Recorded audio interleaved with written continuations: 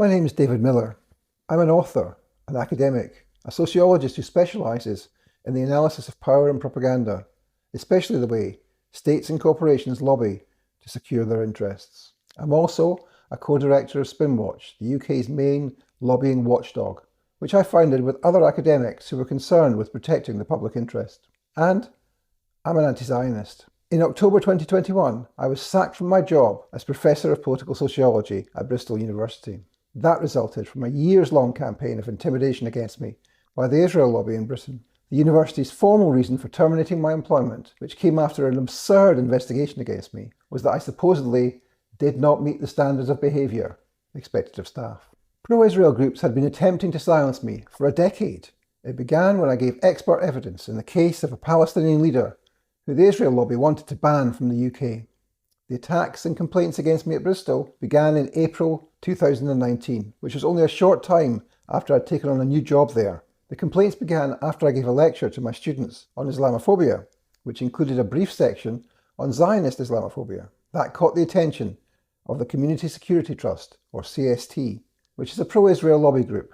The complaint was rejected because the CST is not a student. So, the lobby group encouraged the president of the Union of Jewish Students in London to complain. She roped in the president of the Bristol Jewish Society, who was a student at Bristol, though she was never a student of mine. After an 18-month investigation, a senior lawyer rejected their complaints and said they were entirely without merit, and there was no basis for any disciplinary action.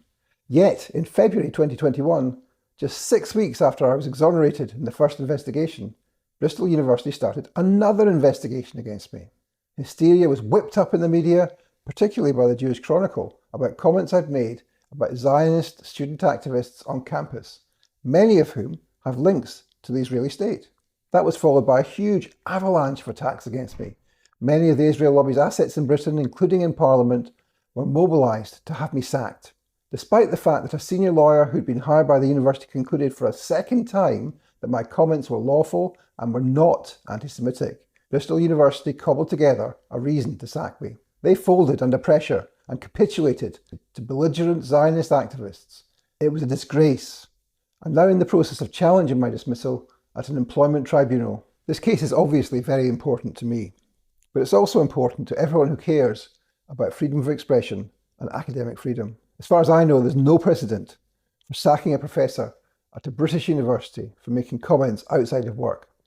That will undoubtedly produce a chilling effect on academics across Britain. But this case is also important to anyone who cares about Palestinian liberation and who stands against racism, including against Zionism. Zionism is the racist ideology that professes the God-given or historical right of European and other Jewish colonizers to seize and occupy Palestinian land, homes, and resources. Because of what I said, and because of my evidence-based research, which shows that Zionist campaign groups have funded and promoted Islamophobia, I was subjected to a vicious censorship campaign. We know I was not the first, and I will not be the last, to be subjected to a campaign like this. For many years, they attacked Corbyn allies in the Labour Party, who were supportive of Palestine, particularly targeting Muslims and anti-Zionist Jews. Those same Zionist extremists went after Shahid Abu Salama at Sheffield Hallam University, and recently they went after Shema Delali, now the former president of the National Union of Students, after she was sacked from her position following a bogus anti-Semitism investigation.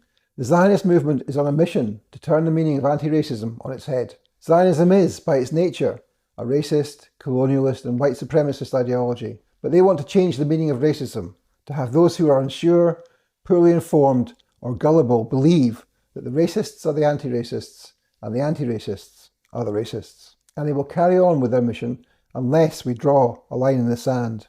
This is a litmus test. It's not just about me. Their power comes from a belief they can keep pushing and keep pushing without effective resistance. We have to show them that they will face determined resistance from a growing movement of students, academics and activists. And they should have no doubt we will fight back against Zionist extremism and censorship on campuses around the UK. So please donate to my crowdfunder and spread the word about this case. If we stand together, we can help to stop the spread of Zionist extremism and to combat Islamophobia. Thank you.